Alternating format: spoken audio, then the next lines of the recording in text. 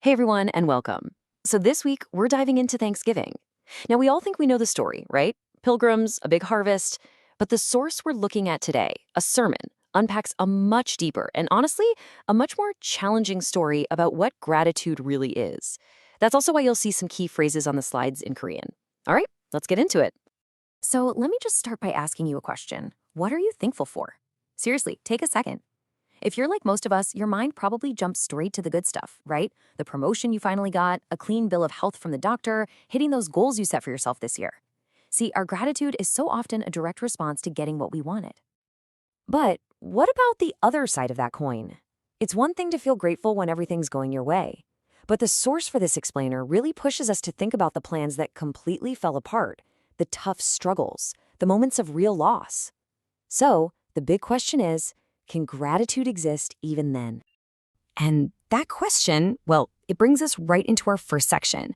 We're going to explore what the source calls the two faces of gratitude, the kind that rises and falls with our circumstances, and a totally different kind, one that's constant. I mean, let's be honest. For most of us, thankfulness is conditional. It's totally dependent on our situation. When life is great, we're filled with gratitude. When life gets hard, it pretty much vanishes. That makes it, well, super fragile, kind of like a fair weather friend. But what if there's another way? So, to really get a handle on that other way of being thankful, we need to take a step back and look at the origins of the whole tradition. We'll start with the story we all know, and then peel back the layers to find some much, much older roots. We've all heard the classic American Thanksgiving story 100 times. 1620, the Puritans show up. They barely survive a brutal first winter. Then in 1621, they have their first successful harvest, and they celebrate. That one event eventually snowballs into the national holiday we have today. At its heart, it's a story of gratitude for survival, for things turning out okay. But our source material says, hold on, there's a much older story to tell here. Now, to be clear, the source isn't saying there's a direct historical line from the Pilgrims back to ancient Israel. It's more of a powerful thematic parallel. The first piece of this is something called the Feast of First Fruits. This wasn't a celebration of the whole harvest. It was about offering the very first stalks of barley that ripened, a huge act of faith and gratitude for a harvest that hadn't even fully come in yet. Then, about 50 days later, you get the Feast of Harvest. This was the big party, celebrating that the harvest was finally complete. But here, the offering was different. It wasn't raw grain anymore. It was 2 loaves of bread, made from all that wheat they'd gathered. Okay, so you have these 2 feasts, one at the very beginning, one at the very end, and right there, you've got this incredible metaphor being set up. All right, let's get to the real heart of this. This is where we see how those ancient harvest traditions get reinterpreted to unlock a hidden secret about what gratitude is all about. And this is the verse that ties it all together.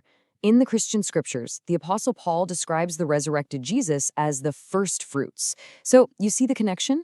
Just like those first few stalks of barley were a guarantee that the rest of the harvest was coming, the source argues that Jesus' resurrection is framed as the guarantee of a future resurrection for all believers. And this is where the analogy gets really powerful. Think about it. To get from those first individual grains of barley to that final loaf of bread, what has to happen? The grains can't just stay as they are. They have to be harvested, broken, crushed, ground into fine flour. Only then can they be mixed with water and become one single loaf. So here's the big takeaway from that metaphor. It suggests that the ultimate act of thanksgiving isn't offering God something you grew in a field, but offering yourself. It's a gratitude that's expressed by allowing your individual self to be broken down and remade as part of a larger whole, what the source identifies as the church. It completely flips the script. Gratitude isn't just something you do, it's something you become. Okay, so if this is true, if gratitude is about offering yourself and not just being thankful for things, then it shouldn't matter what's happening around you, right? It should be able to exist no matter the circumstances. Let's see how this plays out in a few extreme examples from the source. I mean, just look at this. This is the perfect example. The source points to the Apostle Paul. When he was writing letters telling people to rejoice always and give thanks in all circumstances, where was he? He wasn't on a beach somewhere. He was in a notoriously brutal Roman prison, beaten, in chains, probably in constant pain. His gratitude was completely, utterly disconnected from his physical reality. So you have to ask, how is that even possible? Well, Paul tells us exactly how. He says, look, if my hope is only based on this life turning out well, then I am the most pathetic, pitiful person on the planet. His foundation for gratitude, his anchor, wasn't in his present circumstances at all. It was rooted in a hope for something eternal, something far beyond his current suffering.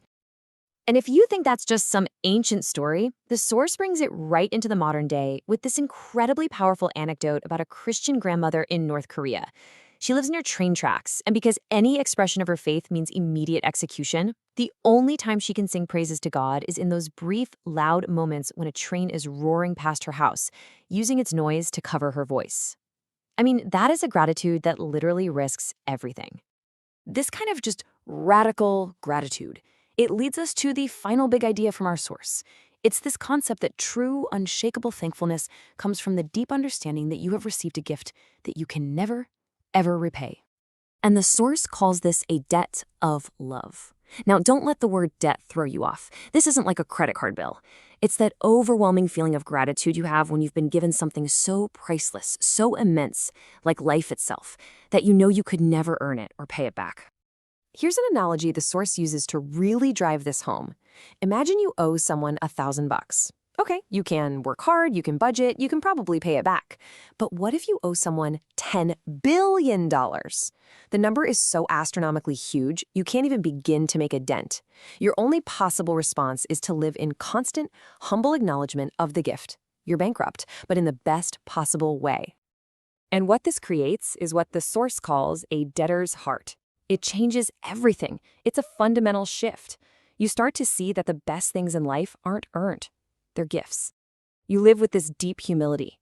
Your focus shifts away from what else can I get to how can I acknowledge what I've been given. Gratitude stops being an emotion you feel on special occasions and becomes your constant posture, your way of life. So, as we think about Thanksgiving, the source material leaves us with this final, really challenging question to chew on. When we give thanks, what is it really all about? And maybe more importantly, where are the roots of our gratitude planted? Is it in the shifting, unstable soil of our daily circumstances? Or is it anchored in something much, much deeper?